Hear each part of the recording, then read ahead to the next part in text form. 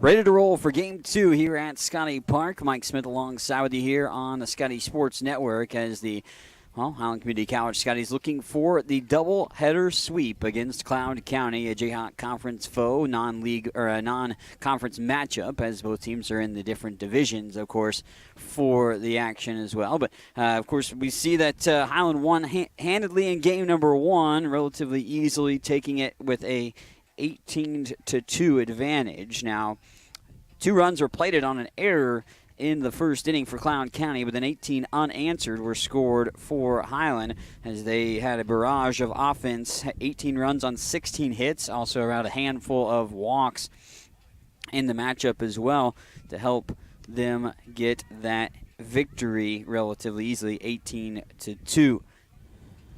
Eerily similar lineup in game number 2 here for the visiting Cloud County.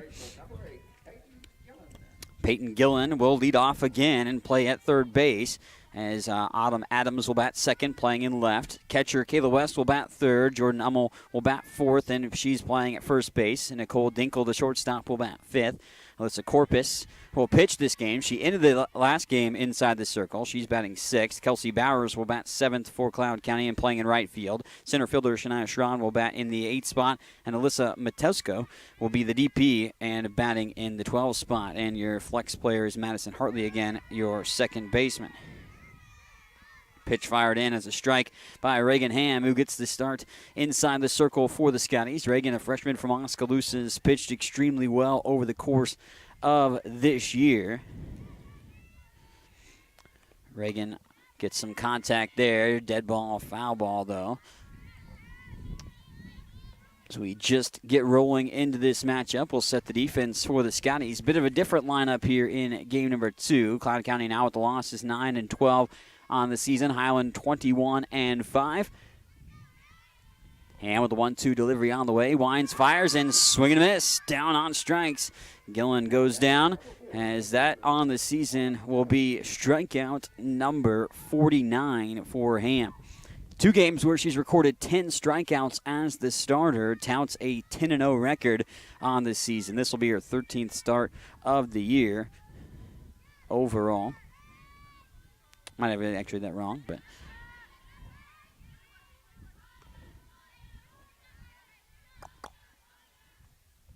first pitch ball to Autumn Adams. Cloud County was held to just 2 hits in game 1 by the Scotties. Haley Donaldson and Jalissa Ortega holding them to 2 hits, but they did get 5 walks. Foul ball out in foul territory, tracked down by the first baseman, Sam Moran. So Sam Moran starting over at first. Let's give you the rest of the infield for the Scotties. Over at second, Cammie Zimmerman. The shortstop in this ball game is Maya Daniels again, as she started at short in game number 1. Serena Salazar will get the start in the hot corner at third base. Battery mate to Reagan Ham this game is Cassidy Greer. Aubrey Hernandez started at catcher in the last game. Out in the outfield, Alyssa Wesley's in left. In center field, Sarah Shin gets the start. And right fielder Sydney Anderson rounding out the lineup and defensive order for Highland. Swing and a miss over the top by West. She comes up empty on that one. 1-1 the count now to the Cloud County catcher. Scotty's got the offense rolling early, had an offensive output that was basically everyone contributing, even some of the gals that came in late in the ball game to get a few cracks at it. And West, swing and a miss through that one too. That's strike 2 for Ham. Reagan has impressive numbers all around, 49 innings pitched coming into today with a 3.71 ERA, 28 runs surrendered with 26 of those being earned. She's given up just 43 hits. And sharply hit over to the third baseman, backhanded by Salazar. And Serena fires over to first, 5-3 for a 1-2-3 top half of the first inning. Light work for the Scotties against Cloud County there. That's something they did quite often early on, not allowing much going for offensive capacity for Cloud County in game 1. And it's a 1-2-3 top of the first inning. In the bottom of the first, we will have coming up for the plate, Sam Moran, Cassidy Greer, and Sydney Anderson due up for Highland here on the Scotty Sports Network. What is it that stays with Highland alums that make them want to come back and work there? Almost 40 Scotty alums are now Scotty employees, and that number increases every year. Highland President David Rice encourages and supports those who work there with a simple philosophy. You're hired to do a job, do it well. Supporting folks to do their jobs encourages them to meet Rice's simple but high standards. Consequently, Highland faculty, staff, and administration are all part of a supportive culture that helps each other do their jobs well. Check it out, Highland Community College, online at highlandcc.edu. Get all the latest news on Highland Community College athletics by checking out ScottyAthletics.com. From recaps of the latest game action, schedules, stats, player features, athletes of the week, and much more. All you need to know about Highland Community College sports at your fingertips at ScottyAthletics.com. Make sure to also follow us on Twitter at HCC Scotties and on Facebook.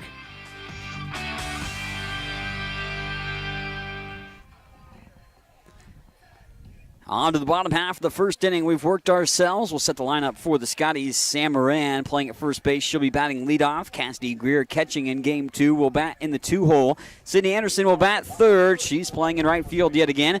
Lexi Hodap will bat fourth. She's the DP for game 2. Kemi Zimmerman, your second baseman, will bat in the number 5 hole. Sarah Shin will bat 6th, playing in center field. Batting 7th is Maya Daniels, the shortstop. Serena Salazar will bat in the 8th spot, batting and playing at third base. And Alyssa Wesley rounds out the batting order, playing in left field, batting 9th. Cloud County will set their defense in just a moment as Moran set to dig in after a 2-hit game in game number 1. A multitude of gals had multi-hit games in game number 1 with the tune of 16 total hits. First pitch strike curves in from Alyssa Corpus, who finished off game 1 for Cloud County and thus gets the start here in game number 2 for Cloud County. Moran gets one but pulled it foul on the third base side.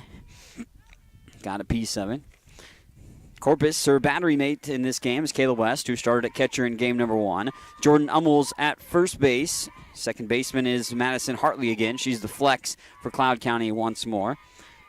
Hot corner is Peyton Gillen, and then the shortstop, Nicole Dinkle. This one, Moran keeps fair on the third base line. Backhanded and a play over to first. 5-3 on the putout. Now batting the catcher, number 9.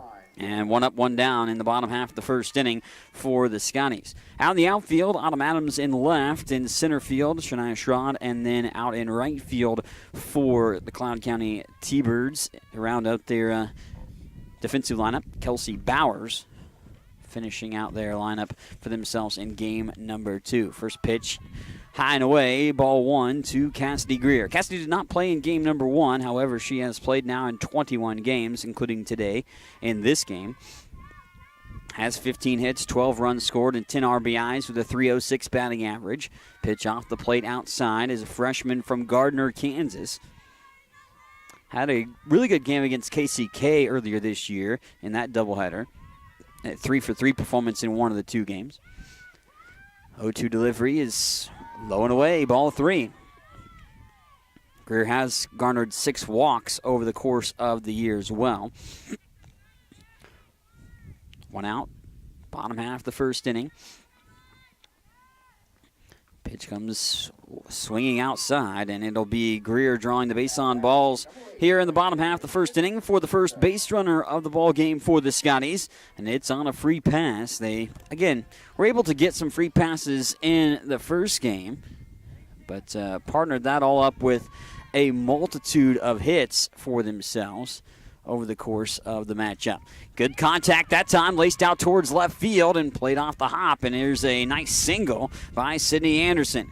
Sid continues to find a way to put the ball in play, and now Anderson has an 11-game hitting streak. Sydney Anderson with a couple of hits in game number 1, 34 total, I believe, with her 2 hits in game number 1. Yeah, so it's 34, now 35 hits on the year for Sydney Anderson with her single in this first hit of the ball game for the Scotties this time around. First pitch strike comes in from Alyssa Corpus to Lexi Hodap, who had one of the 3 home runs for the Scotties in a 9-run half inning. I'm going to venture to say that's to be, I didn't have that written down as far as individual innings, the most runs scored in an inning for the Scotties, but pretty sure 9 runs in a half inning might be the most for the Scotties this year. Now, the 18 runs is the third most runs scored in a single game for Highland this season. They scored 21 and 19 in another. See if they can get a multitude of runs here in this one. They just want the victory, no matter how it comes as far as the runs go. And that one falls into the Bermuda Triangle of defenders, and Hodap will have herself a single. So Lexi finds a way to get on base as well for herself, extending upon her hitting streak. Now 5 consecutive games for the freshman from Olathe, Kansas. And it's a walk, a single, and a single to get 3 on. The bases juiced here for Cammie Zimmerman. Zimmerman headed to the bases with a 3-hit game in game number 1. Watches one sail a bit high for ball 1 from Corpus. So Cammie with a 3-hit game in game number 1 has 26 total hits on the year. Also has a 5-game hitting streak now as well. Ooh, and where's the pitch on the arm? And Zimmerman will bring in the first run of the ball game as she was hit by a pitch.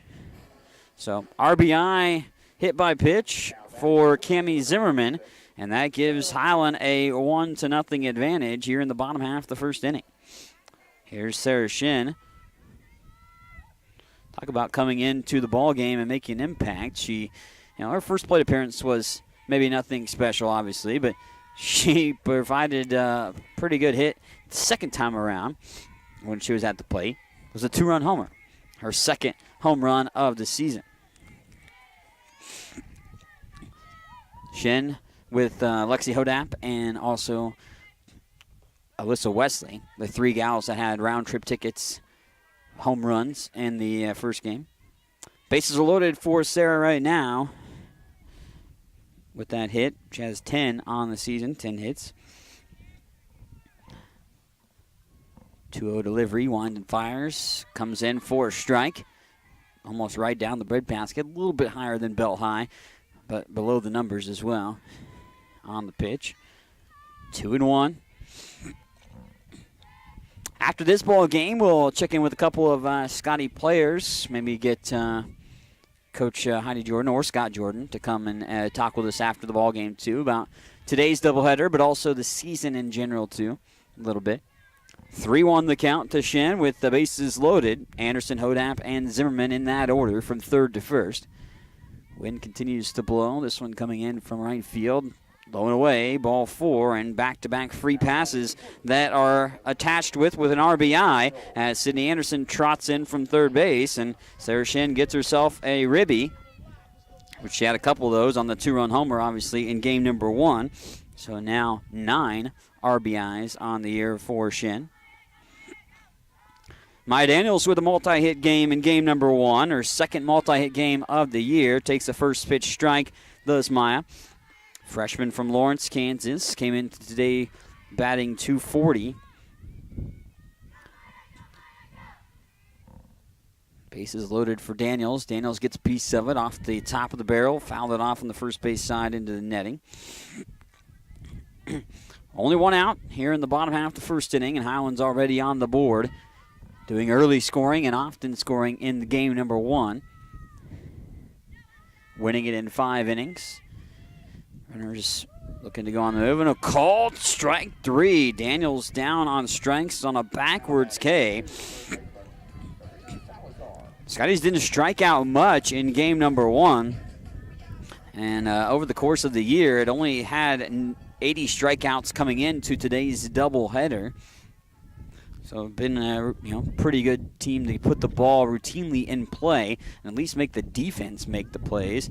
Don't let the pitching be awarded by an errant swing or taking of a pitch. Wind's starting to pick up a bit now here in game number 2, causing some havoc with my papers. Pitch goes low and away to Serena Salazar. Serena didn't play in game 1, but the freshman from Kansas City, Kansas. .211 batting average on the season. 2-0 count to Salazar. Bases loaded with 2 outs. Ooh, good pitch by Corpus. Catches at the knees on the outer portion of the plate. Tough break for the pitch there against Salazar. And Serena sees ball come into that situation. 3-1 the count here to the third baseman for the Scunnies. Salazar, as I mentioned, .211 batting average on the year, just 4 hits. It's played in our 13th game of the season. 3 of the last 5 games played for Serena. She was able to garner a hit. She draws a walk this time around. And again, with the bases loaded, that brings in another run. And Cloud County just giving runs to Highland at this point early on. 3 runs in the bottom half of the first inning. All with bases loaded situations and a hit batsman and then 2 walks brings in 3 runs for Highland. Bases are still loaded on top of that. Salazar picks up her second RBI of the year and 4th walk of the season. And the Scotties will send 9 to the plate here in the bottom half of the first inning. Alyssa Wesley, solo home run in game number 1, highlighted her offensive performance. Wesley's got the bases loaded this time. Watches one high and inside for ball 1. Wesley, over the course of the years, played pretty well with now her 23rd appearance. Scotties have played, of course, 26 games. This is her 27th. Wesley gets another one. Going to lace it down the third base line, but it pokes foul.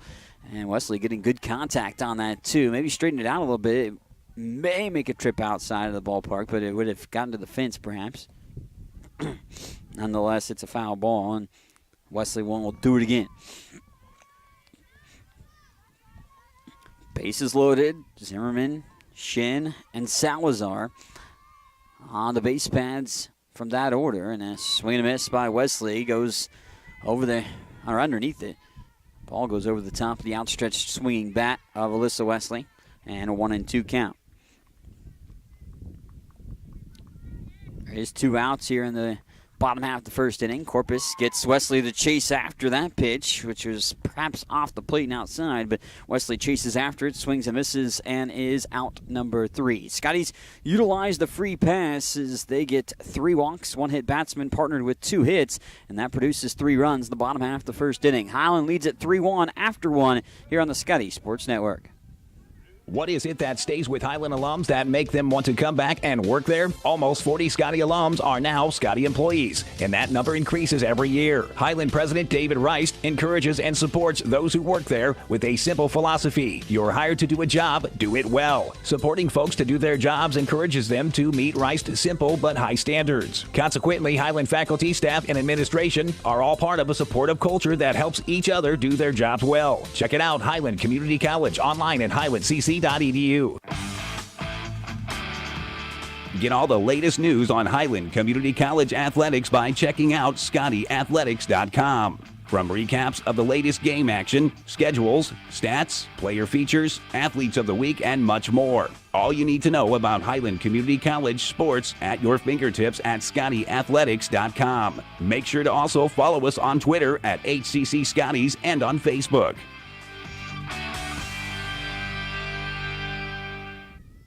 On to the second inning, we've worked ourselves. Scotty's in the lead, 3-0 lead.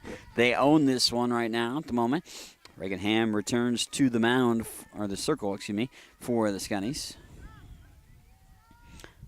As they own the 3-0 lead with utilizing the free pass. The bases were loaded when Kemi Zimmerman was hit by a pitch, brought in the first run, swing and a miss that time. The outstretched bat of Jordan Ummel. Ummel leading off the inning. Nicole Dinkle and Alyssa Corpus are due up in this frame. Ham and the Scotty defense went 1-2-3. Half of the first. Ham recording 1 strikeout. Also had a foul ball out to the first base side and a ground ball out to third. 1-2 the count here to Ummel, the first baseman for Cloud County. Reagan Ham gets it and mows her down with another strikeout. Ummel down on strikes. Second K of the game for Reagan Ham. Ham also now with 50 strikeouts on the season. Has 8 games with 3 or more strikeouts inside the circle. And last couple of starts, really, Her last start against Johnson had 10 strikeouts, which matched her season high, which she also had against Independence earlier this year. The first pitch ball to the shortstop, Nicole Dinkle. Again, Cloud County did have a few base runners in game one, but left most of them on the base pads. And if it wasn't for an error in the first inning, they probably wouldn't have scored any runs. That's what brought in the 2 runs in the first inning. They got a leadoff single and a walk, and then nothing doing as Ortega had racked up 2 strikeouts. Looked to get out of the inning on a fly ball out. Chasing after another pitch, swing and a miss, and well, that's strike 2. Dinkle, 1-2 the count. Don't forget all the updates you need on Highland Community College Sports, ScottyAthletics.com, or follow us on Twitter, HCC Scotties. Could be having some schedule changes as we've had this week because of weather. There's one going to be put out towards right field. Anderson charging in and able to corral it. So Sydney Anderson, the fly ball out, more of a line out towards right. Now batting the pitcher, number 6, Alyssa Corpus. And Alyssa Corpus will come to the plate. Highland looking for their second 1-2-3 inning defensively against Cloud County here in game number 2. But Scotties move up their game against Hutcherson that was scheduled for Friday to tomorrow. So they'll play that game with a doubleheader starting at 2 at Hutcherson tomorrow. It's supposed to be nice tomorrow. See 60 degrees perhaps maybe. But haven't seen that, it seems like, in a little while with the cold temperatures that have come through this week and the snow and rainy days as well, and Friday is going to be that way, it looks like, as well. My man Mose Hall flinching at the fouled off pitch back to the netting. 1-0 the count here to Corpus with 2 outs, top of the second inning. 3-0 lead, Scotty's on top. Wind now blowing directly across the field from the first base side from right field. That fouled off and out of play. I've already wrapped up in the coats, things that you would think that you would put away at this time of the year, the winter, coats and such, the thicker coats. You're going to need a coat this time of the year, springtime and such. Pitch sails high from Ham that time around. 2-2 now the count here to Corpus, but break out the gloves, the stocking caps, all that kind of stuff, the blankets and such here, to watch some baseball and softball in Highland. And a little cold it's been to open up the season. Hopefully we'll have a warm-up blast coming soon. Pop up here. This one's going to stay in the ballpark down the third base line. Salazar in pursuit, but it goes off of her glove and unable to track it down in foul territory. So we'll continue that bat with the 2-2 count to Corpus.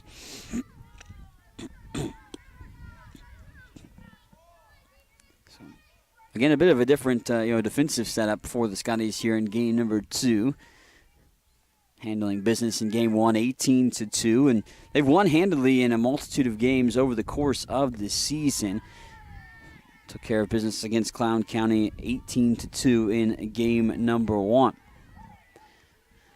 Full count now to Corpus. No base runners have been garnered against Ham thus far. Pair of strikeouts, a foul out, a ground ball out, and a fly ball out. And gets a piece of that off the end of the barrel and out of play. And the tree, perhaps saving a windshield of a vehicle. Down the third base line. Still full count, of course, worked just a moment ago, so stays that way, obviously, with the last pitch being fouled off. And the at-bat continues. Ham winds, fires, and a swing and a miss. Down on strikes. 3 Ks for Ham and a 1-2-3 inning again for the Scotty defense. And we go to the bottom half of the second inning. Highland on top, 3-0 against Cloud County. Highland Community College surprises a lot of people. Generally thought as one of the smallest, Highland is actually in the middle of the 19 Kansas community colleges in enrollment. Its Highland campus has a real college feel with housing, athletics, student organizations, theater, concerts, art shows, an operating farm, and distinctive academic programs in its regional centers that cover the college's 9-county service area in northeast Kansas. Viticulture, enology, precision agriculture, diesel, construction technology, early childhood. Check it out, Highland Community College, online at highlandcc.edu. What is it that stays with Highland alums that make them want to come back and work there? Almost 40 Scotty alums are now Scotty employees, and that number increases every year. Highland President David Rice encourages and supports those who work there with a simple philosophy. You're hired to do a job, do it well. Supporting folks to do their jobs encourages them to meet Rice's simple but high standards. Consequently, Highland faculty, staff, and administration are all part of a supportive culture that helps each other do their jobs well. Check it out, Highland Community College, online at highlandcc.edu. On to the bottom of the second inning. We batted around for the Scotties in the first, so that means Sam Moran, Cassidy Greer, and Sydney Anderson will all be due up here as they were to get the bats rolling for the Scotties, but they will be leading off the bottom of the second inning as well with that trio, and then we'll see if the Scotties can put forth another offensive performance that is able to produce some more runs. Highland leads it 3-0 at this point as they utilized 4 walks, a hit batsman, and 2 hits in the first inning to be able to get their 3 runs on the board. Here comes Sam Moran. She led off the offensive capacity for the Scotties with a ground ball out to third. Sam had a double in game number 1 as one of her hits, which was her 5th of the season for a 2-bagger. Moran playing over at first defensively in this game, played third base in game number 1. A good pitch by Alyssa Corpus coming inside for strike 1. I feel that pitch was there early on in game 2 as well for the pitchers, both sides, the inside portion. Outside was a little bit harder to garner the call for pitchers in game 1. Obviously, you change home plate umpires in the doubleheader between the 2 umpires in attendance. But 0-2 quickly to count, and that pitch almost looked like it was going to take the head of Sam Moran, but comes inside and high, and Moran kind of ducks out of the way. 1-2 now the count here to the Scotty first baseman, Sam Moran. And well off the plate and outside to even the count at 2 apiece. Scotty's now 21-5 on the season with the victory in game number 1. It's also the 482nd victory for Coach Heidi Jordan and Scott Jordan. That ripped foul on the third base line. Hooked foul pretty fast too, though.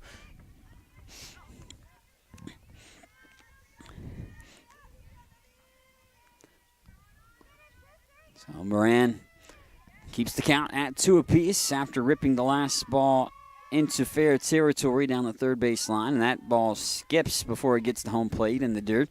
Now full count here for Sam. Moran entered today's doubleheader batting .357. May take that up a tick with her performance in game 1. Of course, obviously depending on what she does here in game number 2 as well. And Sam watches ball 4 come into play and had a deep at bat again.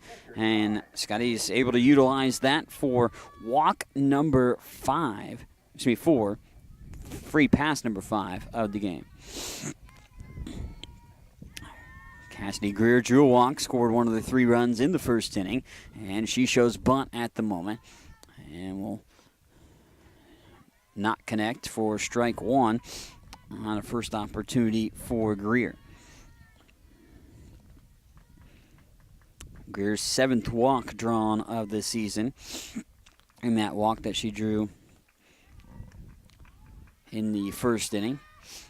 Pitch off the plate. West has tried her best to try to help her pitchers out. Game 1, Corpus and Hammond. But Corpus here in game 2, West is trying to frame some pitches outside, pull them back a little bit as per se, I guess, the best way. Made some contact, did Greer, fouling it off, showcasing bunt again. Strike 2, 1-2 the count. West has been unable to get any calls when she's been able to try to pull those back, to frame them back, maybe look like it curved in, Home plate umpires have not bitten on making those calls in favor of Cloud. And getting a running start of that last pitch was Greer, but didn't take a hack at it as it was well high and inside. 2-2 the count. Runner over at first is Moran. Nobody out. Bottom of the second inning. Highland leads at 3-0. Doubleheader here midweek of first week of April. Fouled off and out of play. Greer continues to battle. Moran had a battle of an at-bat as well. Ultimately draws the base on balls for the first runner of the second inning. Cloud County yet to garner a runner as they went down in order each half inning against Reaganham and the Scotty defense. Pitch high and away, ball 3. Now another full count for a Scotty batter. Sydney Anderson in the on-deck circle, going to get her second crack at it. She had a single in the first inning to extend her hitting streak. And that pitch gets away. Moran will trot down to second after the walk drawn by Greer. Back-to-back base on balls by Alyssa Corpus allows Highland to get 2 on, nobody out here in the bottom half of the second inning. And Sandy Anderson in prime position to add to her RBI total, which is north of 30, entering today's doubleheader. Of course, added to it already in game number 1 and has an 11-game hitting streak, getting a hit in her first plate appearance in this second game of the doubleheader. And Anderson sees one dip into the zone, just catching it late. Sid calls for timeout, wants to talk with Coach Scott Jordan down the third base side. So runners at second and first in Moran and Greer. Anderson gets some instruction.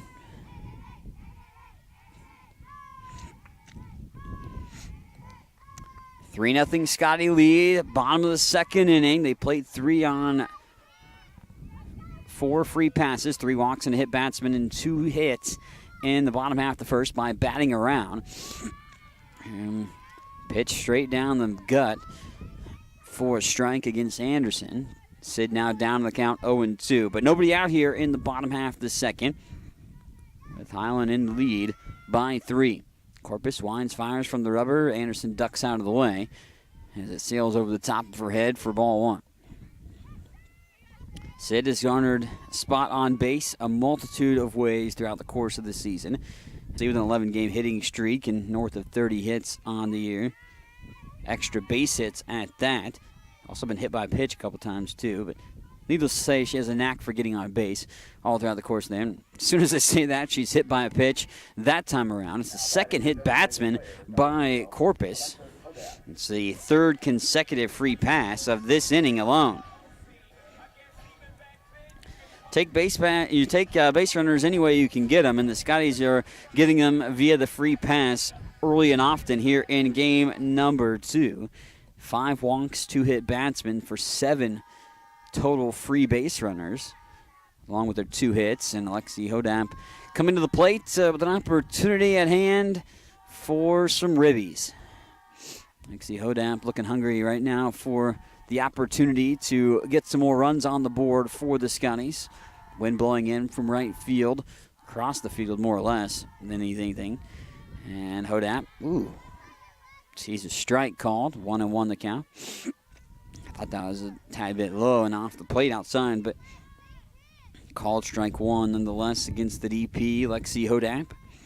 Lexi already extending her hitting streak with a single in this contest, and now takes another strike, and Hodamp falls down to the count 1-2. Lexi with a hit, at least 1 hit. I think had 2 in the first game, but she's now had a 5-game hitting streak because she has the 1 hit here in this game.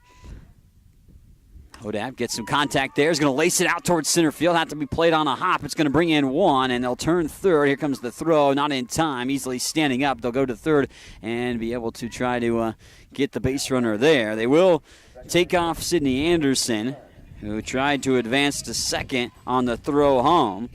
But 2 RBIs for Lexi Hodamp on a single. Scored 2 more runs for Highland, and the first out of the inning actually comes on a base running situation. Goes 8-5, I guess, on that play. I think it was, to get Sydney Anderson out at third. Nonetheless, 2 walks to open up the inning, come around to score on Lexi Hodamp's RBI, or 2 RBI single, her second hit of the ball game, only 3rd hit of the contest in this game 2 for the Scotties. They're up 5-0. That one's a good hit as well, but pulled foul. Cammie Zimmerman at the plate. Kemi was stranded on the base pads in the first inning, but got an RBI out of a bases-loaded situation when she was hit by a pitch. Here's a pitch that goes into the dirt through the 5-hole of the catcher West, and Hodap trots into second to put herself in scoring position. Wild pitch that gets away, thus being called a wild pitch, obviously. Sometimes you realize, those things that you say make obvious sense, and just like that, I had that moment. Fouled off by Zimmerman. Handful of runs scored for the Scotties, up 5-0 here in the bottom half of the second inning. They didn't waste time in game one to score, but they were down 2-0 before they took the bats off their shoulders. Then they weren't down this time around. Cloud County has garnered no base runners in their first two plate appearances, and Zimmerman gets another good piece of that one. Made some good contact. You probably heard the pop on the bat that time, but again pulled foul on the third base side. This one stayed in the ballpark, but 2-2 count here to the Scotty second baseman. Zimmerman continues to perform well over the course of the year. Entered the doubleheader .365 at the plate. And Zimmerman just nicks that ball to get a piece of it. Fouled it to the backstop. Lexi Hodap at second in scoring position after delivering the 2 RBI single a moment ago. Advancing to second on the wild pitch.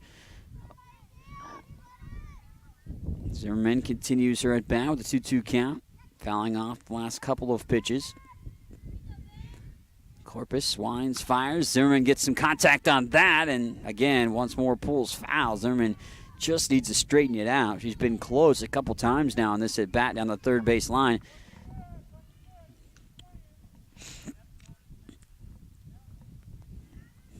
Zimmerman putting that one out of play, but on the third base side in foul territory. Cloud County hasn't mustered much offense, as I mentioned. They've struggled offensively this year, too. Just a .227 batting average as Zimmerman puts it out of play again. This time fouled off on the first base side, hitting the grain bins. Zimmerman steps out of the batter's box, takes a couple twists of the hips. Steps back in, and the 2-2 count, it remains. She's fouled off the last 3 or 4 pitches, and the at-bat continues. Zimmerman finally, I thought she was going to get one past the third base back. I was about to say finally I put the cart before the horse there in that situation, and I was almost calling it a hit. Close as it's been on the third base side of the foul balls that she's ripped off from Corpus. Zimmerman will step back in again. Hodap at second. Just one away, bottom half the second inning, a 5-0 lead for the Scotties. And Zimmerman with a little jam shot. That one came inside towards the hands, but Kemi fouls it off and continues the battle of an at-bat. Zimmerman, with this game now being an action that she's seen action in, will be her 24th appearance of the season. Of course, the Scotties playing their 27th game of the year. And now Zimmerman, after fouling off several pitches, the Topeka, Kansas native has worked a full count. 3-2 delivery on the way from Corpus. And Zimmerman going to roll one, and it just rolled foul on the third base side. That's probably luckily for Zimmerman because it was right on top of it. Third baseman Peyton Gillen was. Perhaps it would have been just a routine ground ball out, but Zimmerman gets one more crack at it again. This at-bat has been the longest that I've seen in a softball capacity. Swing through and miss, but they're going to throw down to first to try to get the recorded strikeout, and it's safe because the throw was offline by West. So Zimmerman, on a drop strike 3, is going to reach safely. Hodap advances to third as well, and Kemi, after that whole entire at-bat, does strike out ultimately, but it's not an out because she reaches on the drop strike 3 and will be safe, thus giving Highland runners at the corners. Zimmerman on the move, going for the stolen base. The second baseman comes in and cuts off the throw before really even getting close. Madison Hartley came in 5-6 steps away from the bag. Not even going to challenge Zimmerman in that stolen base situation. Only one out still, as the drop strike 3, allowing Camry Zimmerman to beat out a potential throw, which was offline nonetheless from Kayla West, the catcher, who had an errant throw in game number 1. That proved costly. 1-1 the count to Sarah Shin. Bases loaded walk, her first time at the plate. As I mentioned, the 2-run homer in game number 1. Shin makes some good contact, sends Coach Scott Jordan scurrying away on the third base line.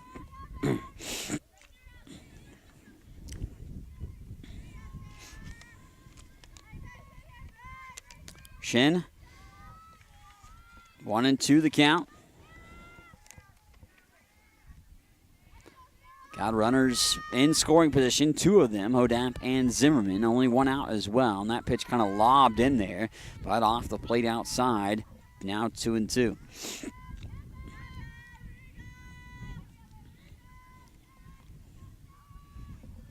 Sarah entered today with a above 400 batting average, 409. Now has 10 hits with that home run. It makes good contact there off the top of the barrel and fouled off and close to the vehicles. Always dangerous when you park close to a ballpark. Might have some dents in the vehicle afterwards, or may need a new windshield. I don't think it actually hit a vehicle that time around, just so you're wondering. Pitch gets well away. West did a really good job, obviously, to leap from her crouch, diving out to keep that ball in front of her. A pitch well outside. Full count here to Shin. Been full count worked by multiple Scotty batters in this inning alone, let alone just the day in general, but this inning alone. And Shin makes good contact again, tattooing another and fouling it off out of play. Almost took her deep for the second time. Shin actually hit the home run off of Corpus, I believe, in game number 1. Payoff pitch on the way again for the Scotty center fielder is low and away, ball 4. And Shin draws her second walk of the ball game, the third walk of the inning. 6 walks and 2 hit batsmen for the Scotties. And guess what? The bases are loaded again for Highland. And here's Maya Daniels. Daniels got a couple of RBIs in game number 1 and a prime spot for a couple more.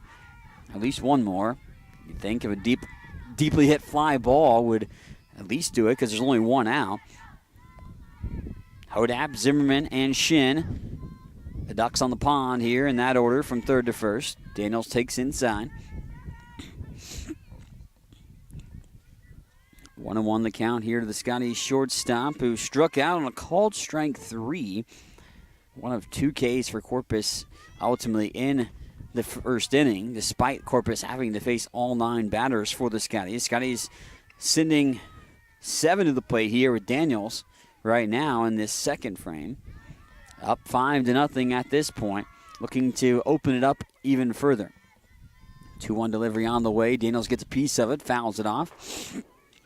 As you hear the caroming around of the ball in the grain bins on the first base side.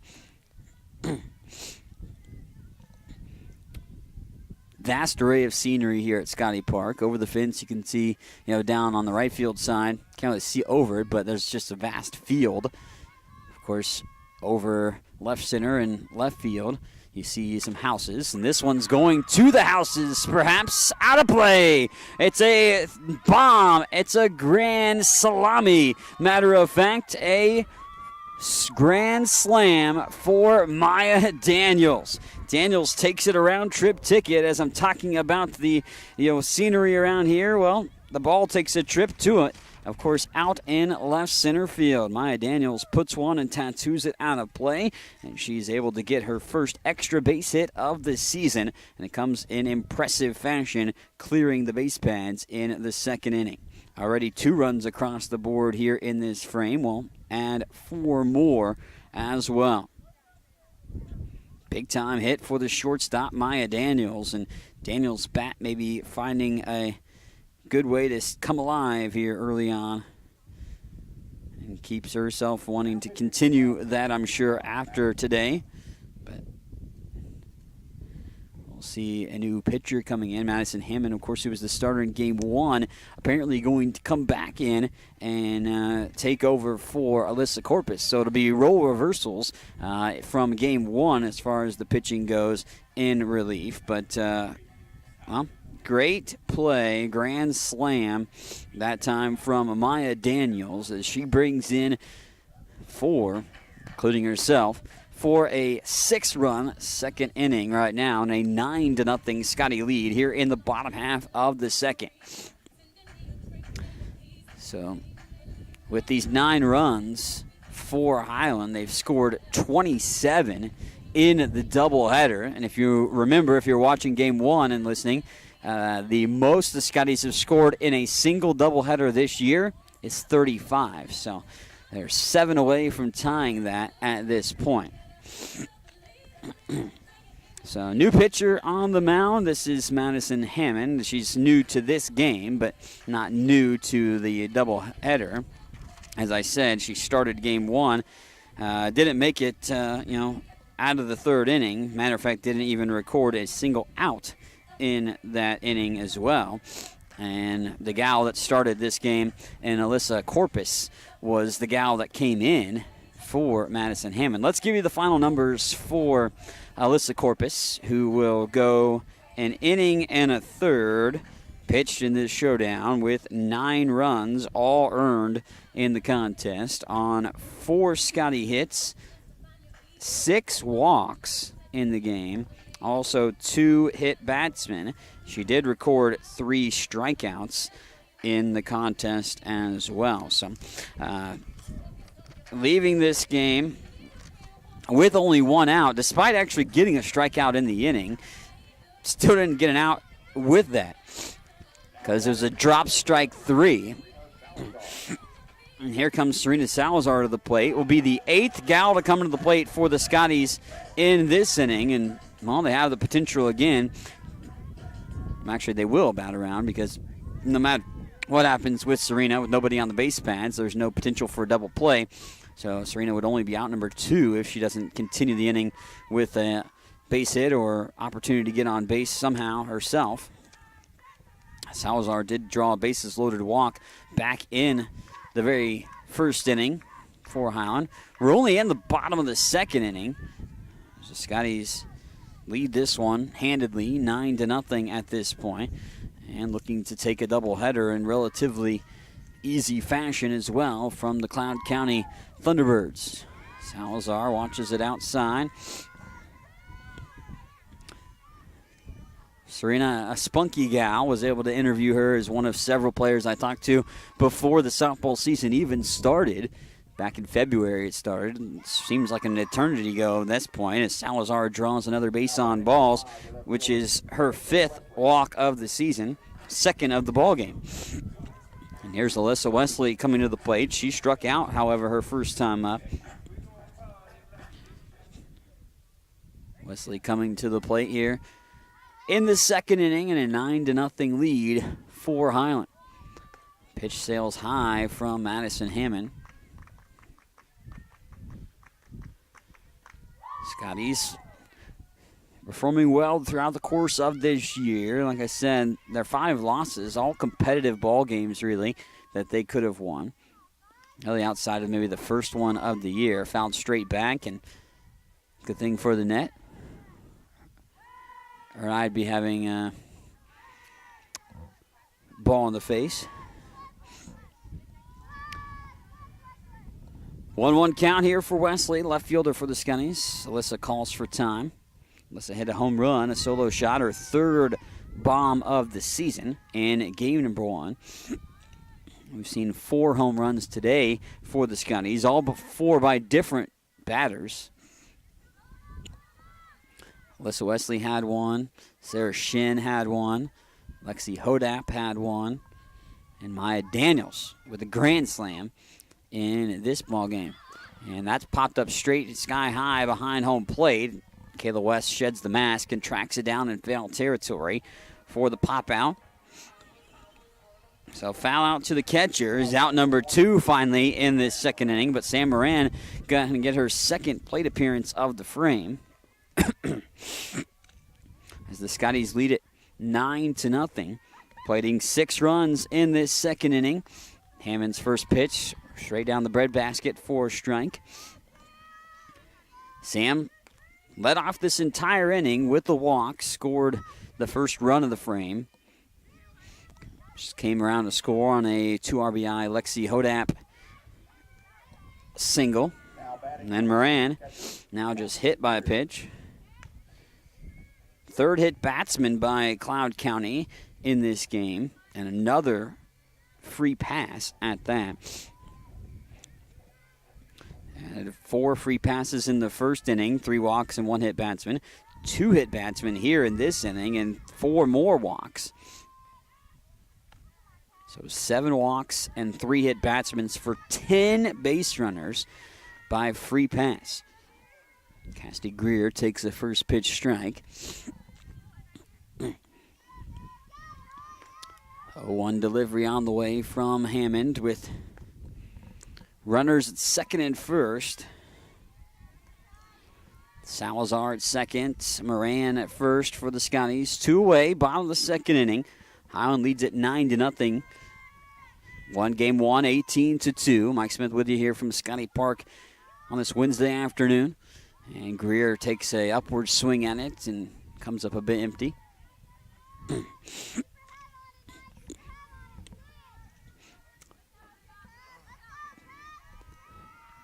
Wind's picked up a little bit, making it feel a little bit more chillier than it is. My man Mose Hall saying a lot chillier. Obviously, it's not the typical weather that we see in the beginning of April this time of the year. Normally seeing in the upper 50s at minimum for temperatures. Not that I'm a weatherman, but I just know that.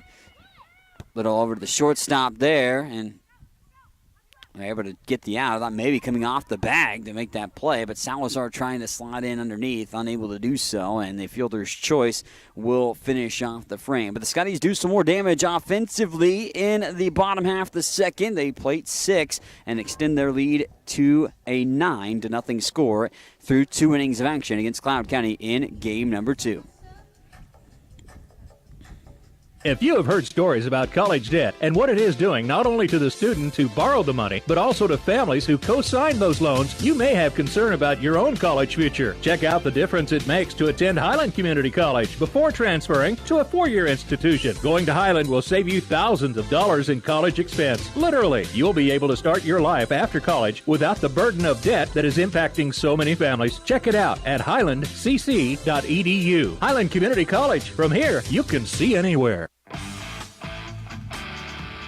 Get all the latest news on Highland Community College athletics by checking out ScottyAthletics.com. From recaps of the latest game action, schedules, stats, player features, athletes of the week, and much more. All you need to know about Highland Community College sports at your fingertips at ScottyAthletics.com. Make sure to also follow us on Twitter at HCC Scotties and on Facebook.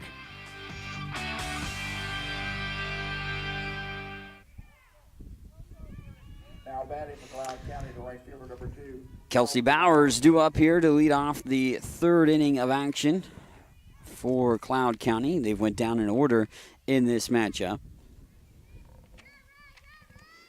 Scotties did have a substitution defensively, which we'll get to in a second. His first pitch from Reagan Ham, who's been in the dugout for a little while since last pitching, but she's had 1, 2, 3 innings against Cloud County. The first 2 times inside the circle, and Ham fires the second pitch that's just off the plate outside for ball 2. So Alyssa Wesley, who started the game out in left field, has come out of the contest. Home plate umpire giving me the substitution. Kennedy Meyer coming into the contest here. Sharply hit right back to Ham. Ham plays it inside the circle, flicks the wrist, fires over to first, and is able to put it into the hands of Sam Moran.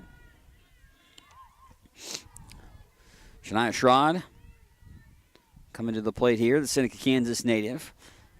One of the gals from Northeast Kansas on that Cloud County team. Of course, gal from Clyde, Kansas as well, and Madison Hammonds. So a couple of familiar people that you might be familiar with at high school scene. That one's going to go off the fence, be the first hit of the game. They're going to throw towards second, but offline on the throw. Zimmerman covering the bag at second base, but it's Sherrod getting a double. Shania gets a hit for herself, and the first hit of the ball game, breaking up the no-hitter for Ham. It's the first base runner of the ball game as well in general for Cloud County. Alyssa Maitaska coming to the play. Maitaska from Riley, Kansas. Every gal on this team from Cloud County outside of, I believe, actually 4. I was going to say 3, but 4 gals on the team of the 17 are from out of state. The rest are from Kansas. Of course, for the Scotties, you see a lot of Kansas natives, some gals from Missouri as well, and well, that's it. Those 2 states make up all of the Scotties on the roster. Ham fires in a strike to the designated player in the 9-hole. So 1-1 count to Maitoska. Sherrod in scoring position at second base is the only runner garnered against Ham in this ball game. It's only the 3rd hit of the game, too. There's a called strike 2 at the knees in the inner portion of the plate. Maitoska takes that strike. Runners have come via the free pass or one error that helped Cloud County score their lone 2 runs of the doubleheader. That was back in the very first inning of game number 1, so needless to say, obviously it's been a while since Cloud County has been able to get a run, but let alone really garner much opportunity to score. Called strike 3 as Maitoska watches one come in for a called strike 3, and, well, strikeout number 4 for Ham inside the circle. Ham now with 9 games with 3 or more strikeouts this year. 4 strikeouts today. It's 52 on the season. Pitch is a shoe duster inside and low at the feet. Cassidy Greer going to call timeout. Wants to go talk with Reagan inside the circle here. With the runner on, 2 away. We're at the top half of the order again. Peyton Gilliland, who struck out to open up the test. Top half the 3rd, 9-0 lead for Highland.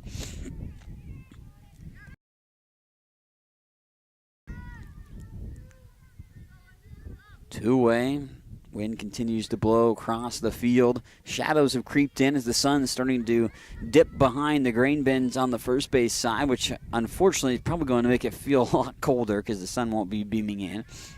Partnered up with the wind, that started to be a little bit of a consistent factor, as it wasn't necessarily that way to open up the doubleheader. Called strike at the knees. Ham continues to paint her masterpiece at the plate. 1-1 the count to the 3rd baseman for Cloud County. 9-12 record for them on the season. Just 3-4 now on the road, however. Lines and fires, got some contact there, but didn't get the full swing behind that, did Gillen, fouling it off. Count now 1-2. Like I said, the shadows have creeped in, so they're past the first baseline and the first base dugout in just before the circle on the shadows, over encompassing home plate as well. Swing and a miss over the top of that pitch, and another strikeout for Gillen, and Ham, well, doesn't go 1-2-3, but the Scotties work around a one-out double by Cloud County, who got their first hit of the ball game, but the Scotties make sure they don't get any runs out of that situation. To the bottom of the 3rd, Highland leads at 9-0 over Cloud County in Game 2 of the doubleheader here on the Scotty Sports Network. What is it that stays with Highland alums that make them want to come back and work there? Almost 40 Scotty alums are now Scotty employees, and that number increases every year. Highland President David Rice encourages and supports those who work there with a simple philosophy. You're hired to do a job, do it well. Supporting folks to do their jobs encourages them to meet Rice's simple but high standards. Consequently, Highland faculty, staff, and administration are all part of a supportive culture that helps each other do their jobs well. Check it out, Highland Community College, online at highlandcc.edu. Highland's new Precision Agriculture program was designed for the farmer or related farm worker of the future. The future arrived quickly. Today's agricultural work goes beyond the field and barn to the computer, the satellite, the drone, the research lab. Aligning all these aspects precisely for the individual, field, and crop is provided by Highland's Precision Ag program. Centered in Baileyville at the College Western Center, this program can provide you with experience in understanding and applying modern farming methods. Check it out.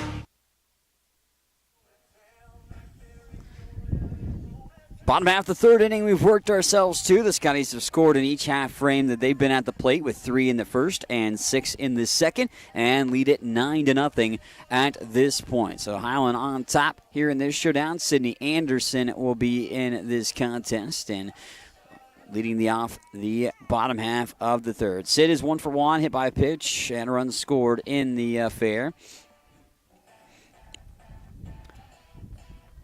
Be ready to roll in this one. We do have a change at the catcher position for Cloud County. Kayla Smith out of the ball game behind the plate, and Michaela Leakey, who did not see any action in the first game or this game prior to coming in now, but Leakey takes over at the catcher position for Kayla West.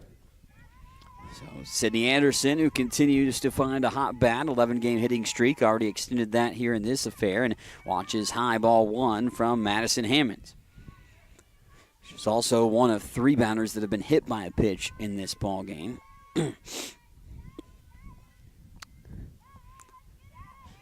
9-0 lead for Highland.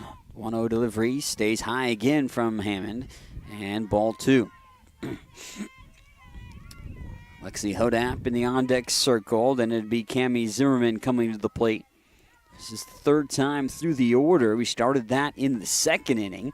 So we've batted around each half inning so far. Sharply hit right over to the first baseman, and it's going to be a looper liner out for Sydney Anderson. And so the line out over to first is out number 1 relatively quickly, which is something that hasn't happened really. And Sam Moran did ground out. I mean, just routinely in the first inning. But then Highland precedingly had the nice 5 batters reach base safely. In the second inning, they had Moran lead off the inning with a walk. Here in the third inning, that little loop line out to the first baseman. Lexi Hodap, 2 for 2 with a pair of RBIs and 2 runs scored.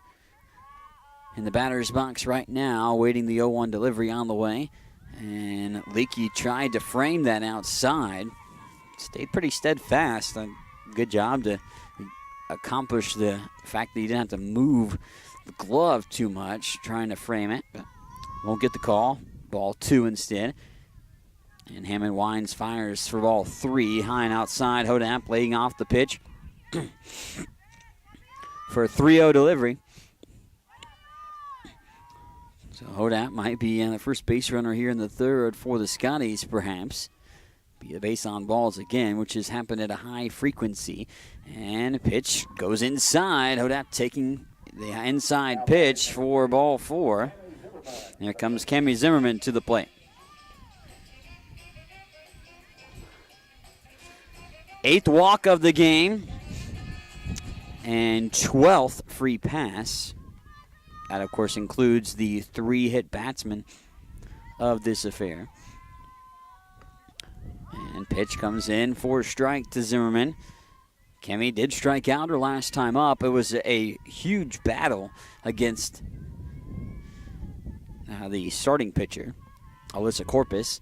But Zimmerman finally won as Zimmerman laces one foul on the third base side. She did that quite a bit in her last plate appearance, where she pulled a foul on the third base side a multitude of times and shot a lot of others foul too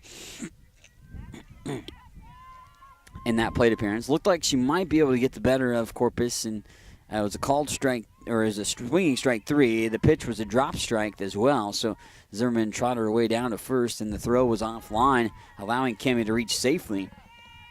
Cammie takes the ball that time around for a 1-2 count now. 1 away, bottom of the third. Scotty's up 9-0. Highland leading this showdown with Hodap on base pads. There's pitch kind of lobbed in there for ball 2. Sarah Shin waiting her opportunity at her next plate appearance. Sarah's got a couple of walks, RBI and a run scored. And Zimmerman puts it up into the air. This one off the barrel out towards right field, charging in hard, and able to track it in. Throw comes in offline towards first, but it is out number 2, out in right field. So the Scotties, if they want to get another run on the board here in the 3rd inning and continue their streak of scoring runs in every half inning today, except one in the first game, they would have to do it all with 2 outs right now.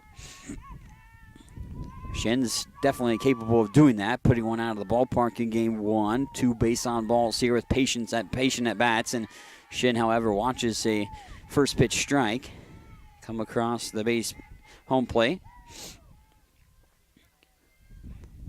Shen drew a walker first time around with bases loaded.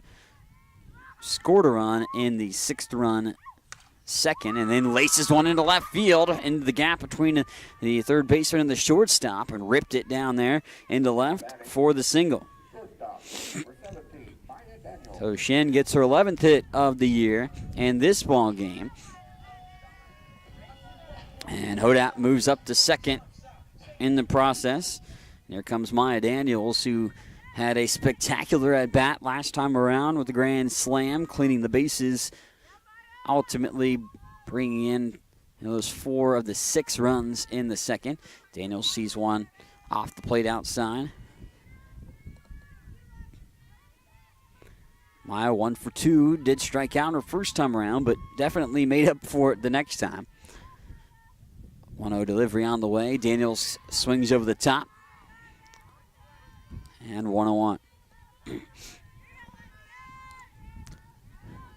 The gals even getting a little colder over there on the first base dugout side, breaking out the hoodies and such. Even some of the players in this contest breaking out the hoodies. First baseman for Cloud County rocking the sweatshirt in the defensive stance.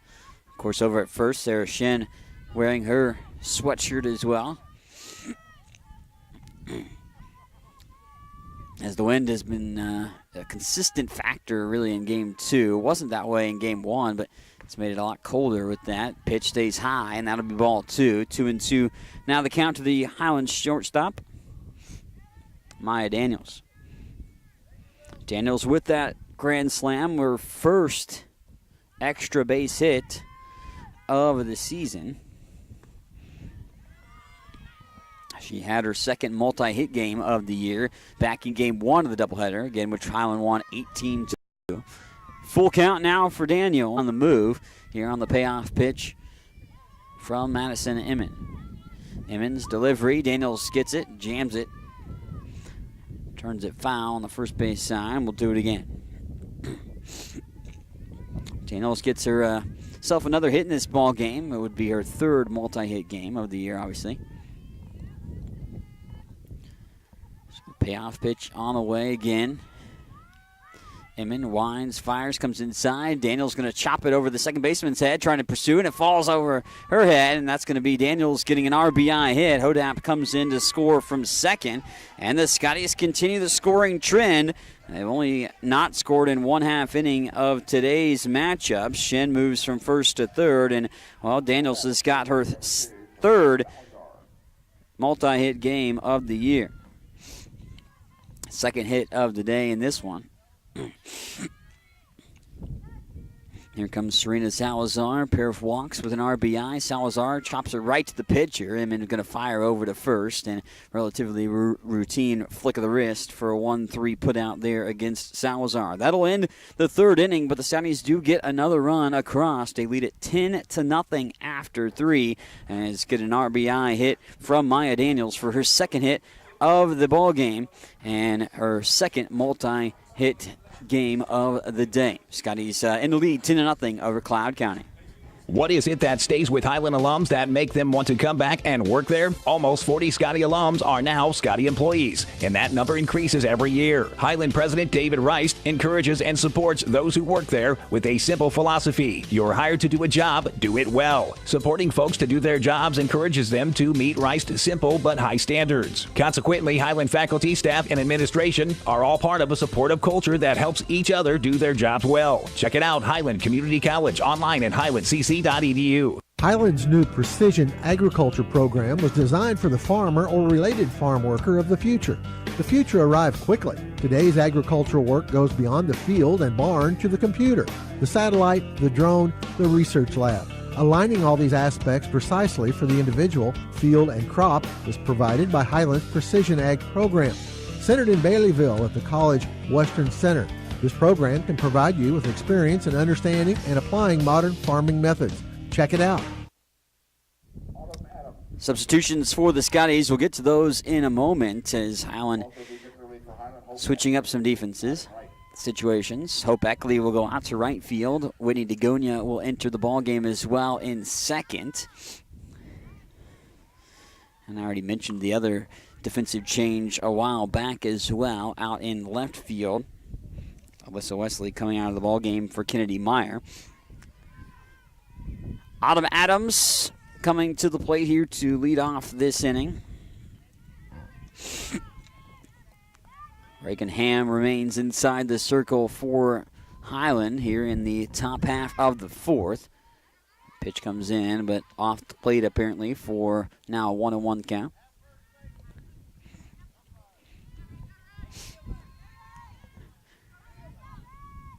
Ten to nothing lead. Scotty is on top. Ham sets from the rubber, winds and fires, and that's definitely a strike. In there to Autumn Adams, who fouled out to the first base side, and Sam Moran, her first time around, and her only plate appearance thus far in the ballgame.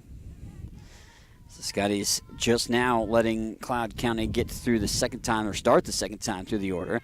That is a swinging, actually, yeah, got a piece of it. I think maybe you foul it off, but I'm going to say swing and miss, but it's a strike nonetheless.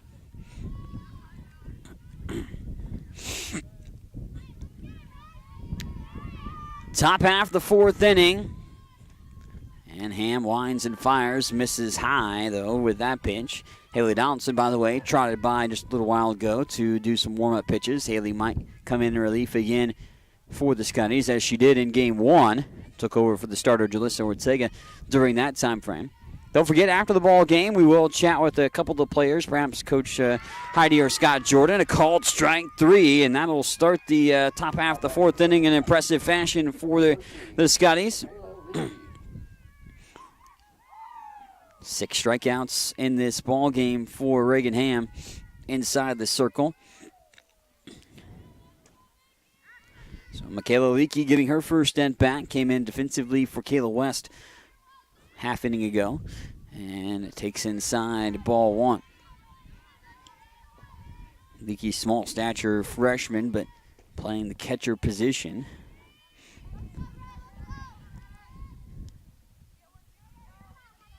Nothing lead. Scotties lead it as Ham misfires a little high.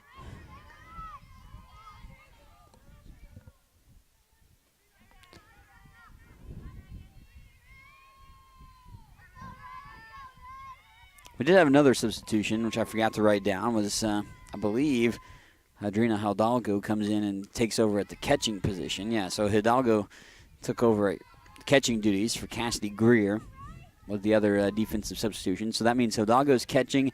Sam Moran still at first. Whitney Dagonia at second for the Scotties. Maya Daniels at shortstop. Serena Salazar at third. Here's Ham's 2-1 delivery. Going to be hit right over to second base. Dagonia fields it, fires over. A sidearm throw. Dagonia gets that out with a 4-3 put out, and 2 away, 2 up, 2 down in the top half of the fourth. Meyer, Shin, and Eckley are your outfield from left to right for the Scotty defense. 10-0 lead for Highland. Jordan Hummel continues to contest for Cloud County. Ball comes in and dusts the shoes of Hummel for ball 1.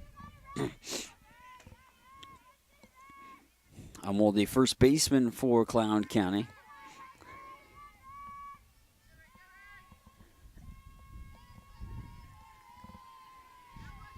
Scotty's scoring 28 total runs thus far in the doubleheader. Now 2-0 the count from Ham. Ham only allowing one base runner thus far for Cloud County. That was on a double by Schrod in the third inning. Otherwise, it's been relatively routine for Ham and the defense. Swing and a miss. The pitch comes low and inside, but chasing after it was Hummel. And 2-1 now the count. Ham, as I mentioned, recorded 6 strikeouts thus far, has induced 3 ground ball outs, a fly ball out to right field, and a foul ball out as well. Pitch comes low and away, going inside again, and chasing after it once more. Hummel comes up empty for strike 2. Recorded 2 strikeouts in the last couple of innings. Has Ham for 2 of the 3 outs, and there's 2 strikeouts in this inning as well. Another 1-2-3 inning for Highland. It's Ham and the defense, and, well, we head to the bottom half of the 4th inning. Scotties lead at 10-0 here on the Scotty Sports Network. Get all the latest news on Highland Community College athletics by checking out ScottyAthletics.com. From recaps of the latest game action, schedules, stats, player features, athletes of the week, and much more. All you need to know about Highland Community College sports at your fingertips at ScottyAthletics.com. Make sure to also follow us on Twitter at HCC Scotties and on Facebook.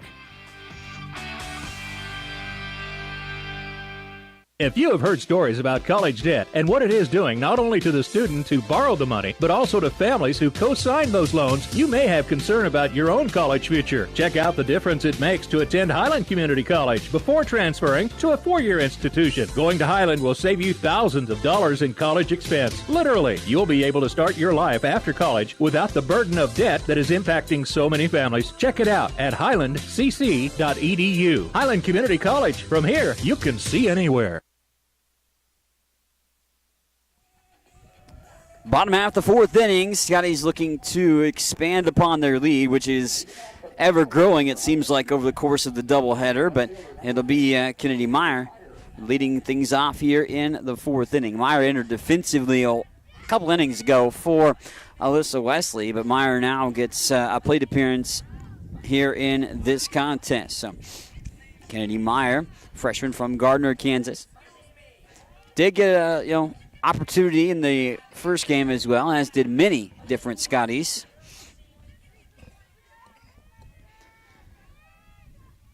Defensively, a change as well. Or no, actually, excuse me, not a defensive change. It'll be an offensive change here for the Scotties coming up in the next at-bat. Kendra Baldridge will come in for Sam Moran here in the bottom half of the 4th inning. First pitch ball to Meyer, who's in left field now in the game, taking over for Alyssa Wesley in the batting order. Alyssa went 0 for 2 in this affair, but had a home run in game 1. Meyer gets a piece of it, jams it foul and inner portion of the bat. Scotties lead at 10-0, and when we head to the top of the 5th inning, we'll see if it's a bigger lead, but Cloud County nonetheless, one way or the other, going to have to score some runs to try to continue the game. Pitch dips low. That will be ball 2 to Meyer, 2-1. Kennedy has not drawn a walk thus far this year in her limited opportunities as a freshman thus far. Pitch goes inside, ball 3 to Meyer. 3-1. Base runners have been had by the Scotties with a high frequency over the course of today. And that'll be ball 4. So Meyer earns herself a trip to the base pads with the base on balls to open up the inning. And really, actually now, for the 4th straight inning, the first base runner garnered in every half inning by the Scotties has been because of a walk in this game. Scotties have racked up the walks right and left here in this game. I mean, they have just piled them up. They haven't really had too many hits. We'll look at the numbers in just a moment, give you that information. But needless to say, base runners have abounded in this matchup for Highland, but it's been because of the free pass more than anything else. Highland has 10 runs on 6 hits, no errors, and 7 left on base. Cloud has no runs on 1 hit, no errors, and 1 left on base. Baldridge, who's having her first plate appearance of the ball game with a 1-1 count after that last pitch fouled off. 9 walks. That doesn't include the hit batsman, which is 3. So 12 total free passes for the Scotties in this ball game. Baldridge hits a little blooper, the under basket catch there, and it'll be a double play. Twin killing that time for Cloud County. A little looper that was picked up by the second baseman, and Aldrina Hidalgo now will come to the plate. She did take over defensively for Cassidy Greer at catcher last half inning. But the double play off Baldridge's bat. So fly ball out to second base right there as well from Hidalgo. Means it's a relatively routine, facing the minimum there in the 4th inning. But the Scotties do lead it 10-0 and will enter the top half of the 5th inning when we return here on the Scotty Sports Network. Highland's new precision agriculture program was designed for the farmer or related farm worker of the future. The future arrived quickly. Today's agricultural work goes beyond the field and barn to the computer, the satellite, the drone, the research lab. Aligning all these aspects precisely for the individual, field, and crop is provided by Highland's Precision Ag program. Centered in Baileyville at the College Western Center, this program can provide you with experience in understanding and applying modern farming methods. Check it out.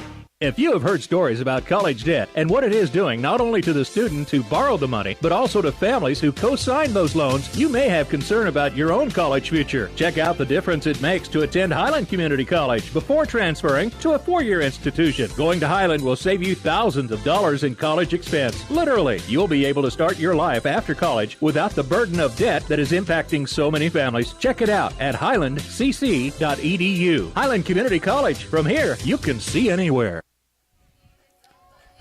Well, Scotty's looking for the doubleheader sweep here today at home against Cloud County in midweek action.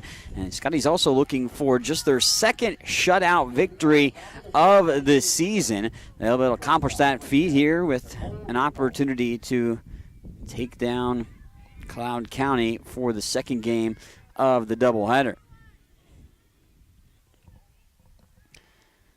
Reagan Ham returns to the circle. Ham with 7 strikeouts today has only surrendered 1 base runner in this second game of the doubleheader, and that was a double back in the 3rd inning. Faced the minimum in every other half inning, 3 up, 3 down, with 7 strikeouts. Nicole Dinkle, the shortstop, leading off the inning, took ball 1 in her first pitch saw from Ham, gets a piece of that, fouls it off right actually underneath her. So now 1-1 the count. Alyssa Corpus is due up after Dinkle. Of course, this actually won't. Well, maybe I don't think it will be her. It will be actually Mariah Plummer, if I can see the number correct. Ham's 1-1 delivery is called strike 2. Belt high, catches the outside part of the plate, and a 1-2 the count. Scotties took game 1 in quick fashion, winning in run rule fashion 18-2 in 5. This one popped up here in pursuit, is diving for it with Salazar and couldn't get to it. Serena gets a little dirty. Got to give her a little credit for the pursuit there, and Salazar comes up just inches short of making that play in foul territory.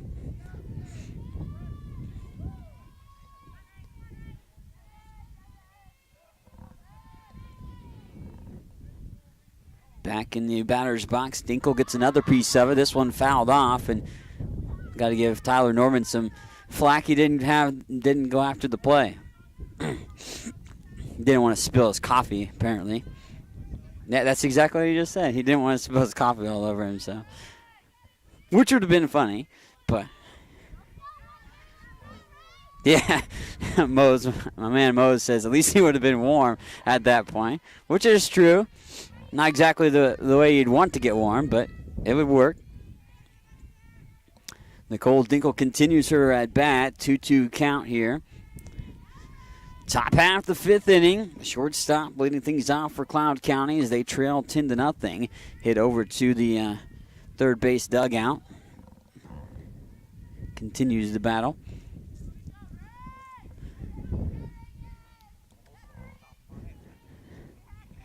Top half of the fifth. So, Scotties lead it 10-0. Offensive highlights abounding all throughout the day. 4 total home runs. He had a solo home run, a 2-run home run, a 3-run home run, and a grand slam today. I just realized. So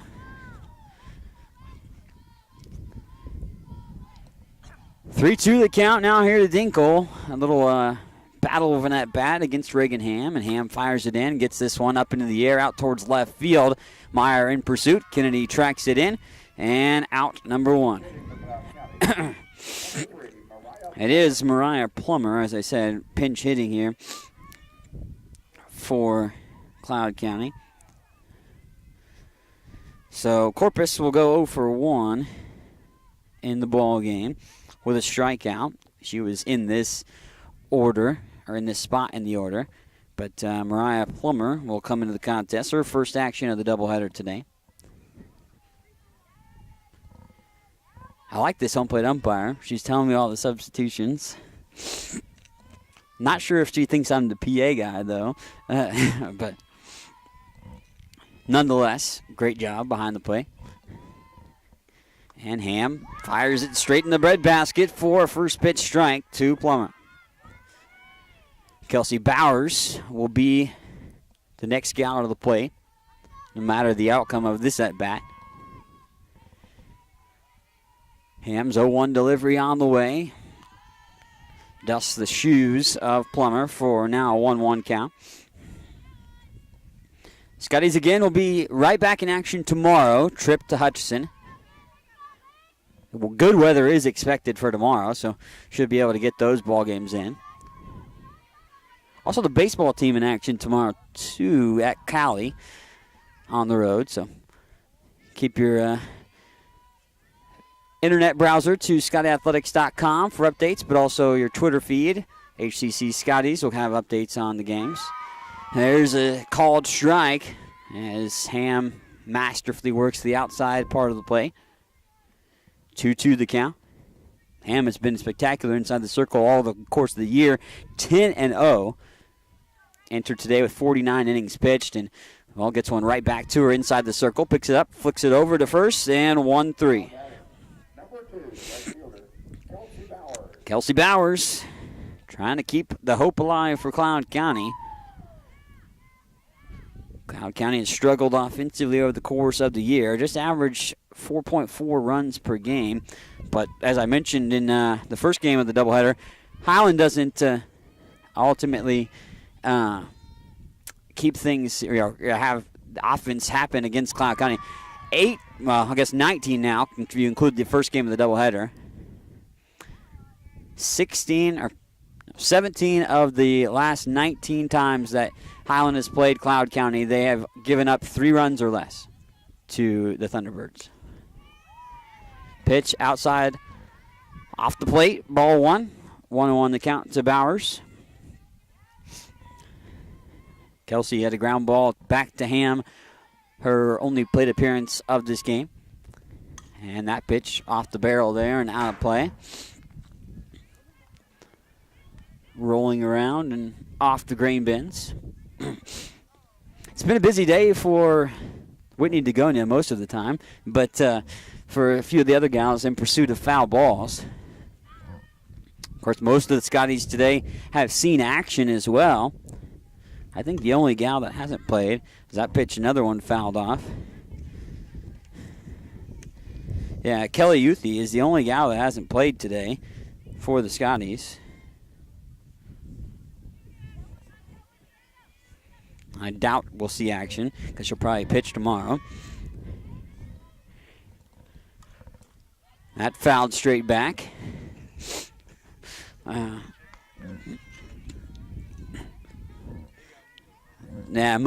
Moses flinching on a few of those earlier on. But I think I've grown accustomed to the balls coming in, like that at me.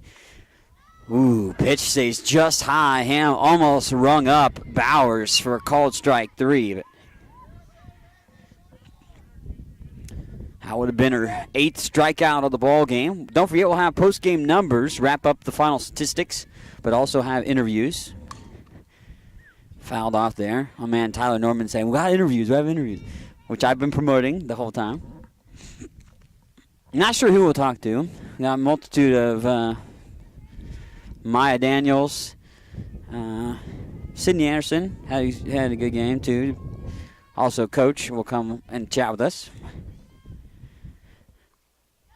Pitch skips there. Good stop by Hidalgo, who's now catching, of course, for the Scotties. Took over that spot a little while ago.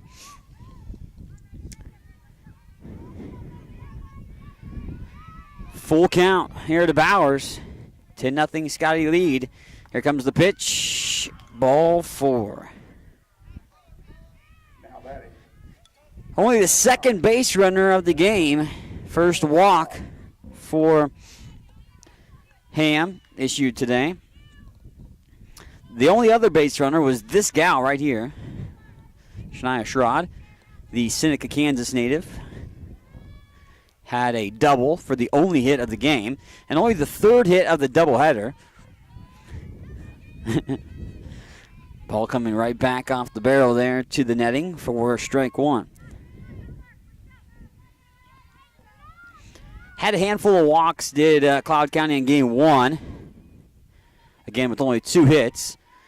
Sherrod has the hit in this game. Swings and misses on that one, and that's strike 2.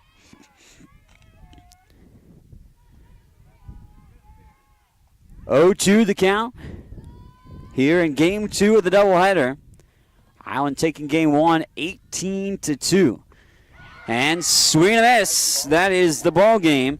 Scotties take it 10-0 in game number 2. Scotties win it. We'll take the post-game numbers when we return here on the Scotties Sports Network. Highland Community College surprises a lot of people. Generally thought as one of the smallest, Highland is actually in the middle of the 19 Kansas community colleges in enrollment. Its Highland campus has a real college feel with housing, athletics, student organizations, theater, concerts, art shows, an operating farm, and distinctive academic programs in its regional centers that cover the college's 9-county service area in northeast Kansas. Viticulture, enology, precision agriculture, diesel, construction technology, early childhood. Check it out, Highland Community College, online at highlandcc.edu.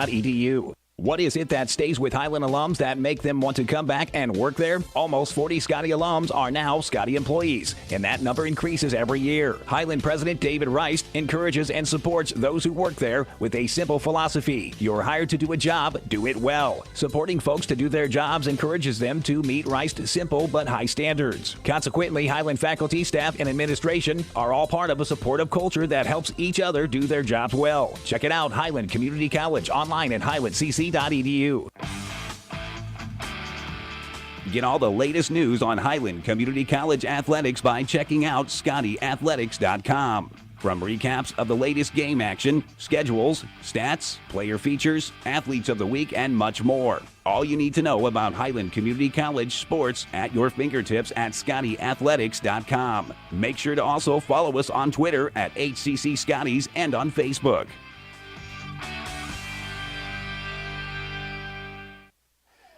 Welcome back here to Scotty Park. We wrap up our second game of the doubleheader with the Scotties sweep.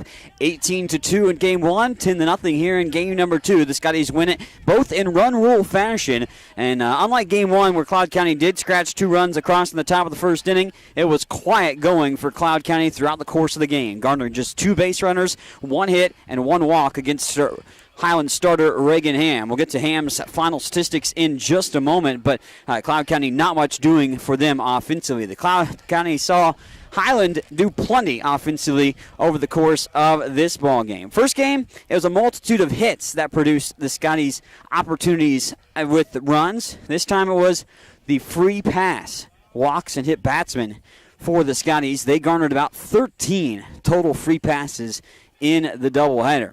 Of course, in the bottom of the first inning, a walk led by then 2 singles after that led the bases to be loaded for the Scotties. They get their first run across the plate when Cammie Zimmerman was hit by a pitch. Then a bases loaded walk for Sarah Shin. Then an out. We recorded second out there, but then it was another bases loaded walk by Serena Salazar to bring in the third run of the first inning. Scotties win again 1-2-3 against Cloud County in the top of the second. Batted around again in the second inning, and they scored 6 more free passes leading the way. They had, I believe, 4 walks. Yeah, 4 walks, 2 hit batsmen in the second inning, and a grand salami by Maya Daniels. Maya Daniels cleaning the base pads, hitting the grand slam for the 4th home run of the day for Highland in general. Of course, Highland added another in the 3rd inning on an RBI single by Maya Daniels as well, and that led to the Scotty 10-0 victory in 5 innings. Highland scores 10 on 6 hits, 7 left on base. Cloud County goes 0 runs on 1 hit, 0 errors, and 2 left on base. It's the 2nd shutout of the year for the Scotties, their 22nd win of the season. Reaganham goes 5 innings, complete game, 0 runs, giving up on 1 hit and 1 walk, 8 Ks on the day. As offensively for the Scotties, Sam Moran with a walk and a run scored. Kendra Baldridge had 1 plate appearance as well in the contest. Also, Moran was hit by a pitch, by the way, too. Cassidy Greer, a couple of walks and 2 runs scored. Sydney Anderson, 1 for 2 with a hit by pitch and a run scored. Lexi Hodap, 2 for 2 with 2 RBIs and 3 runs scored and a walk. Kemi Zimmerman with the run scored, RBI, and hit by pitch. Sarah Shin with a 1-for-1 performance with a pair of walks, run scored, and an RBI. Maya Daniels with the grand slam, so 5 RBIs overall. She had an RBI and another hit as well. She was 2 for 3 in the game. 2 walks drawn by Serena Salazar. And also Kennedy Meyer draws a walk in the Scotty victory. Highland gets 2 victories in convincing fashion, 18-2 and 10-0 for a pair of run rule 5-inning wins at home against Cloud County. That puts Highland now at 22-5 on the season. We'll talk with a couple of the players, Maya Daniels and Sydney Anderson. Also, Coach Jordan as well. Perhaps will join us here in just a bit. We'll take a break, so no sound will be coming at you in just a moment, but we'll be back with some interviews in just a moment.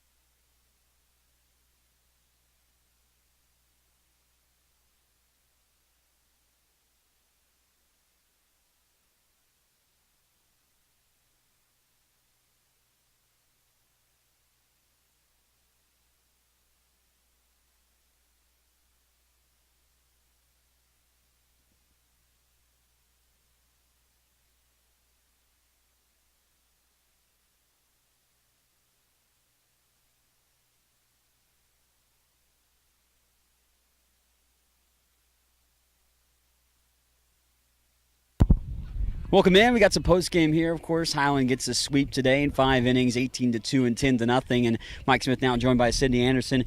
Sid, you continue to hit the ball pretty well. 11-game hitting streak with the 2 here today, I believe. And, of course, multiple hits. But you get opportunity to see some of the teammates, come up and come forth as well offensively and kind of do it a little bit differently in both games. I mean, first game, you get a lot of hits, but then you get some free passes in game 2. But what's the big takeaway for you and the team from these 2 victories? Today I was just really happy with how we did. There's a couple girls that have been struggling and really working hard in practice to get these mistakes fixed, and it all paid off today. Like me personally, I've been working on hitting that outside, and in the first game I got a nice little single right through the second base area, and then Sarah Shin finally crushed one. She's been working hard for that, and I'm just really proud of everyone and how they showed up today. It seems like, and it's kind of been a trend over the course of the season, obviously 22-5, a lot of success having thus far, but it seems like that trend continued of production from the top to the bottom of the lineup. You said some gals have kind of struggled, but today it was contributions from everybody, and have you kind of seen that come to fruition over the course of the year? Over the year, yeah, it has really been working, and it's just amazing how far we've come so far, and I'm not ready to quit, so. Well, that's good. We've got plenty more games still to go, obviously, with a couple good victories today. But what's one of the big takeaways that Coach was telling you, after these games here that you'll take away to kind of help you moving forward? Anything particular that kind of stood out? Yeah. We play Hutch tomorrow. What's I guess that'll be my question now. Then we play Hutch tomorrow. Obviously, what do you have to do against them? A little quicker turnaround. You're scheduled to play them on Friday, obviously. But what do you got to do against them to be able to continue this momentum? We're just gonna have to wake up early in the morning and be just ready to go and step off the bus ready to play. And I think that if we bring our A game, we can beat them. One gal that seemed to be ready to play, not just yourself, was the gal I'm going to talk to next, Maya Daniels, crushing one as well today with the Grand Slam. And we'll welcome Maya in to take Sydney's place now. And Maya, exceptional day for you offensively, a couple of multi-hit games and a Grand Slam, which is where we'll just start right off. I mean, what was it like to be able to blast that one out of the ballpark? It was great. I had been in a slump for quite a while, so it was really nice to get that on the chest. Yeah. Talking about coming up with the offensive struggles for you, you kind of get out of that obviously in the first game with a couple of hits there and a couple of RBIs attached to that. So how did that kind of get you going offensively for the second game in that Grand Slam? It definitely built confidence. Each hit builds a little bit more confidence, whether it's a good hit or a bad hit. It's always nice to have it. You're talking about getting the opportunity to play this year and struggling maybe offensively a little bit, but what's been something that, kind of a mindset for you to keep churning and keep working at it and now see some dividends come to fruition today? Just relax. As long as you're giving effort, it really doesn't matter how much you overthink. You just have to relax and do what you know how to do. Well, I'll let you warm up. I see you a little chilly. It's been a little chilly today too, but congrats on the Grand Slam and the 2 W's. Thank you. Maya Daniels joined us, and we'll be joined by Coach Heidi Jordan now as well. And Coach, a couple of easy victories there. You might, I guess, frame it that way. But 18-2 and 10-0, you take them, the way you can get them, and get wins number 21 and 22 on the season. And just kind of get your thoughts on how the games went. Offensively, you got a lot of hits in game one to produce the runs. Second game, you take advantage of a lot of free passes. I think it was 13 between the walks and hit batsmen. But looking at the two games, what kind of stood out to you? We'll take runs however we can get them, whether we generate them or whether the other team does it for us, unfortunately. We swung the bats okay. We made a few good adjustments. We've been working hard on staying on our backsides, and letting the ball travel a little bit more, anticipating certain ways people are going to pitch us. So, I think they did a pretty good job today of adjusting to that. It's hard in the elements, to stay with the game plan. And even the girls that we brought into the game, they did a really good job of coming in and getting their job done and staying focused on what we've been working on for the week. So. You got plenty of opportunities for everybody today. The couple of guys that I was chatting with, and Maya and Sid, had great performances today. Sid's been ultra consistent over the course of the year, but Maya struggling a little bit, but good to see her kind of get the bat going for herself too. And did you see some of those girls that maybe were kind of struggling with their bats kind of wake up here with the offense today? With Maya's been so solid on defense. She's been our rock out there at shortstop. We haven't given her enough opportunities to swing the bat for herself, but in her BP, she's been focused really hard and has been putting some really good swings on it. So, we wanted to give her that opportunity to hit for herself today, and it paid off. Sid's consistent. Kid can hit, so can't take any away from her work and what she does and what she is as an athlete. But as a whole, there's a lot of girls that are really starting to get close of coming out of some things, and you're starting to see some confidence in each other and themselves, and that goes a long ways. Hitting's very contagious, so if they can just break that one hit through or just think they can, or what, it goes a long ways. So, and they're supporting each other really well. And how does a couple of games like this, too, seeing some of the gals that, maybe don't play as much, get action a little bit, too, for their teammates, kind of rejuvenate the team a little bit or get some confidence? How does that kind of build things up for them, seeing, the performance today? Yeah, we try to give them as many innings as we can, knowing that they're here for a reason and they can do a job for us.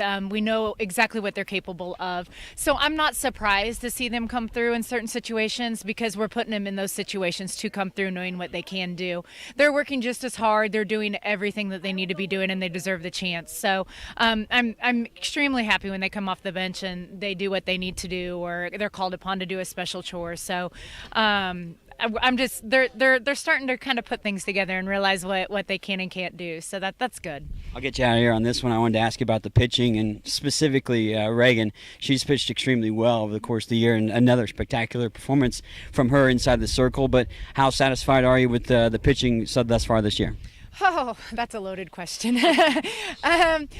My expectations are high out of my pitching staff. So, I don't want to say they're not doing well at all because, the 4 that we have are doing extremely well. They're part of the reason why, we have the success we do. So they're a big reason why. So Reagan's throwing very well with each game. She gains confidence, and that's great to see. The kid can be great. So I love to see her get stronger each time. With Jalissa and Haley's a rock for us. She doesn't get shaken. She knows what her identity is. I know what I'm going to get out of her. I know I can count on her. Jay's hit and miss. When Jay's on, that kid is on. And when she's off, man, she's off. So, Kelly didn't get a chance to throw today, kind of saving that arm a little bit with some tenderness and stuff. So, as a whole, I'm super happy with my staff. I'm super excited with what they can bring. They're all different and they all offer something very different. So that helps us out in the long run. On to the next one tomorrow against Hutch. Hopefully warmer weather, a little bit cold, but best of luck in the matchups tomorrow. Thank you. That's Coach Heidi Jordan joining us after a couple of victories against Cloud County here on the Scotty Sports Network.